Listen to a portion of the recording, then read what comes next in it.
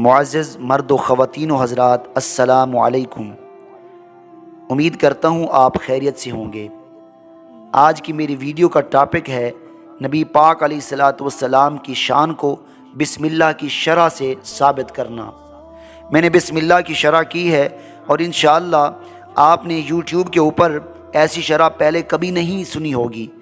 आज आप अगर इसके शरह को सुन लेते हैं तो फिर आपका दिल नबी पाक अलैहिस्सलातु वस्सलाम की मोहब्बत में दुरूद पाक पढ़ने पर मजबूर हो जाएगा।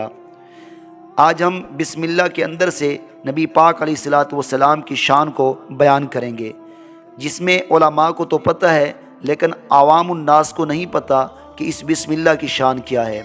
चलिए हम आज का सबक शुरू करते हैं।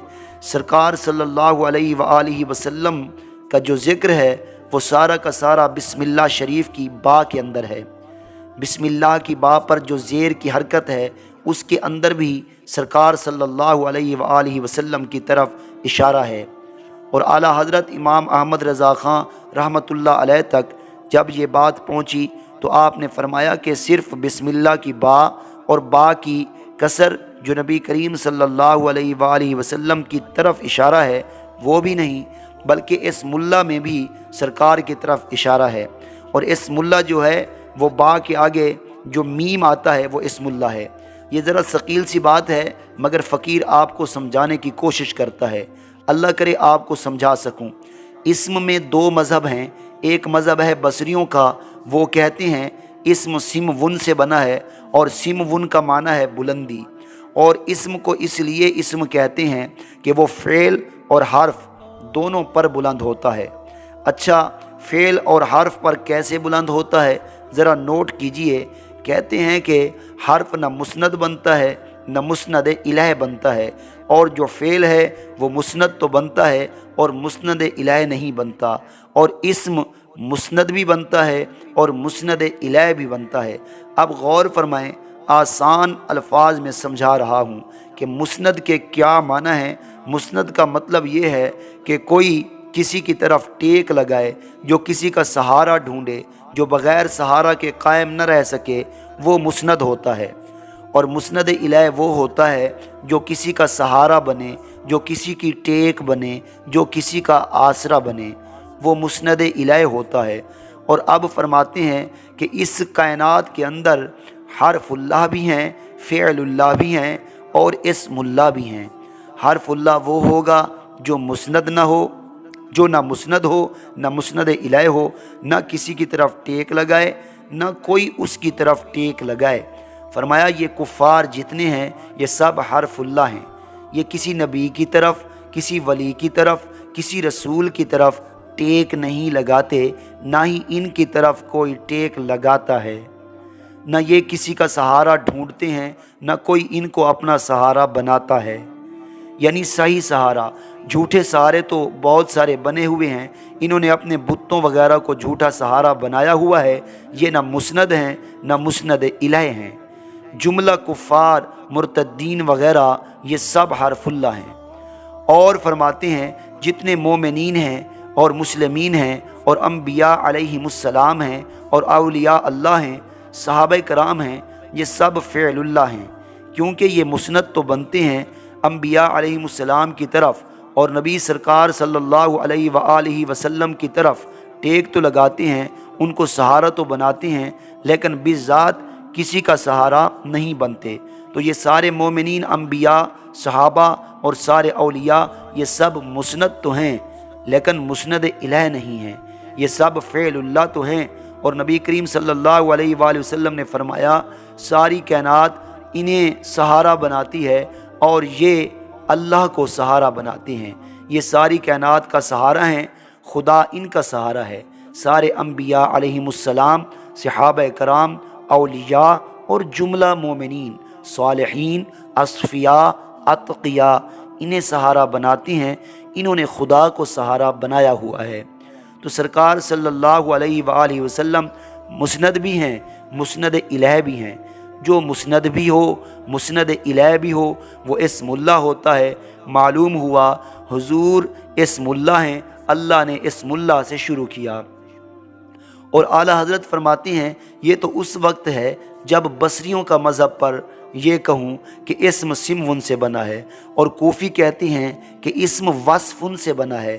تو اگر کوفیوں کے مذہب پر یہ کہو کہ اسم بنا ہے وصفن سے، وصفن کے معنی علامت ہیں، تو فرماتے ہیں ہر چیز اللہ تعالیٰ کی ذات پر علامت و نشانی ہے۔ کوئی چیز اللہ کی رحمت پر دلالت کر رہی ہے، کوئی اس کی ربوبیت پر دلالت کر رہی ہے، کوئی اس کی رزاقیت پر دلالت کر رہی ہے، کوئی چیز اس کی وسعت پر دلالت کر رہی ہے، کوئی اس کی ہیبت پر دلالت کر رہی ہے، کوئی اس کے علم پر دلالت کر رہی ہے، کوئی اس کے جود و سخا پر دلالت کر رہی ہے، تو کوئی اس کے غضب پر دلالت کر رہی ہے، کوئی اس کے عذاب پر دلالت کر رہی ہے۔ تو ہر چیز کسی نہ کسی صفت کے اوپر دلالت کر رہی ہے۔ ایسی کامل علامت، ایسی جامع علامت جو اس کے ذہن پر بھی دلالت کرتی ہو، اس کے علم پر بھی دلالت کرتی ہو، اس کی وسعت پر بھی دلالت کرتی ہو، جملہ صفات پر دلالت کرتی ہو، ایسی کامل علامت کو اگر کائنات میں کہیں ڈھونڈنا بھی ہے تو وہ ڈھونڈو تو محمد مصطفیٰ صلی اللہ علیہ وآلہ وسلم کے سوا کوئی نہیں ہے۔ تو کامل علامت اللہ تعالیٰ کی ذات کے اوپر اس کائنات کے اندر وہ تو محمد مصطفیٰ صلی اللہ علیہ وآلہ وسلم ہیں۔ تو معلوم ہوا اگر اسم اللہ کا مطلب ہو اللہ کی علامت، تو اللہ کی کامل علامت تو سرکار کریم صلی اللہ علیہ وآلہ وسلم ہیں۔ پھر بھی اسم اللہ کے اندر رسول اللہ صلی اللہ علیہ وآلہ وسلم شامل ہیں۔ تو خلاصہ یہ ہوا کہ اسم اللہ کو آپ سمون سے محفوظ مانیں تو اس میں بھی رسول اللہ کا جلوہ ہے، اگر آپ وصفن سے محفوظ مانیں تو پھر بھی اس میں رسول اللہ صلی اللہ علیہ وآلہ وسلم کا جلوہ ہے۔ پھر اس کے بعد وہ کہتے ہیں کہ اسم کے کچھ خواص ہیں۔ اسم کا ایک خاصہ ہے جر، اور جر کا معنی ہے کھینچنا، جیسے کہ بسم اللہ کی شروع میں جو با کی کسر ہے یہ جر ہے، اور رسول اللہ صلی اللہ علیہ وآلہ وسلم تمام دنیا کو جہنم سے کھینچ کر جنت میں داخل کریں گے، تو سرکار میں جر کے معنی بھی پائے گئے ہیں۔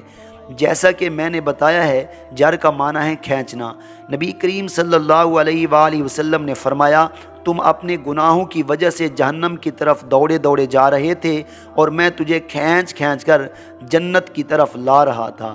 پھر فرماتے ہیں حروف جارہ میں من ہے، حروف جارہ میں الہ ہے۔ من کا معنی ہے ابتدا اور الہ کا معنی ہے انتہا۔ کائنات نبوت کی ابتدا بھی سرکار صلی اللہ علیہ وآلہ وسلم سے ہوئی ہے اور انتہا بھی سرکار صلی اللہ علیہ وآلہ وسلم سے ہوئی ہے۔ تو من کا معنی بھی سرکار کے اندر پایا گیا اور الہ کا معنی بھی سرکار صلی اللہ علیہ وآلہ وسلم کے اندر پایا گیا۔ اب ذرا یہ دیکھیے کہ تو اسم کے جتنے خواص ہیں حروف جارہ میں سے ایک حرف ہے الا۔ الا کے معنی ہے استعلاء و بلندی، اور نبی کریم صلی اللہ علیہ وآلہ وسلم کو اللہ تعالیٰ نے اتنی عظمت و رفعت اور بلندی عطا فرمائی ہے کہ ساری کائنات نیچے ہے اور نبی کریم صلی اللہ علیہ وآلہ وسلم اوپر ہیں۔ بھلا کیسے؟ ایک تو آپ ویسے ہی مانتے ہیں کہ نبی کریم صلی اللہ علیہ وآلہ وسلم اپنے فضائل کی وجہ سے، اپنے کمالات کی وجہ سے جو اللہ تبارک و تعالیٰ نے آپ کو مقامات عطا فرمائے ہیں، آپ نے فرمایا علی خائن المرسلین ولا فخر، میں تمام رسولوں پر خائن ہوں اور مجھے اس پر کوئی فخر نہیں۔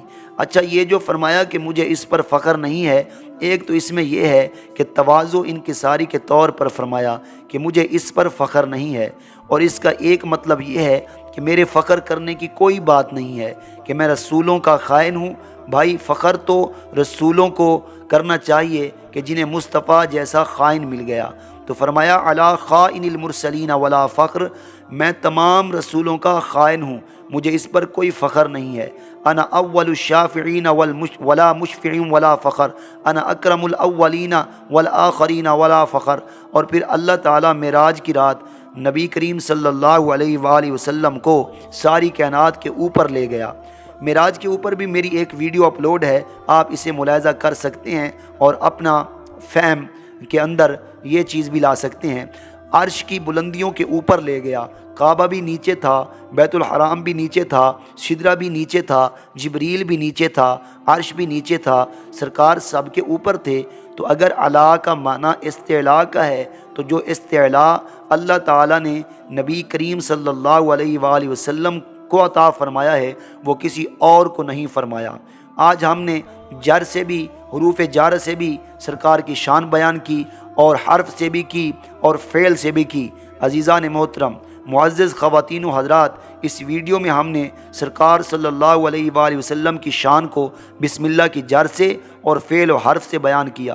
امید کرتا ہوں میری یہ ویڈیو اہل ایمان کے لیے مشعل راہ ثابت ہوگی۔ صدقہ جاریہ سمجھ کر اس ویڈیو کو آگے شیئر کر دیں۔ جزاک اللہ خیرہ۔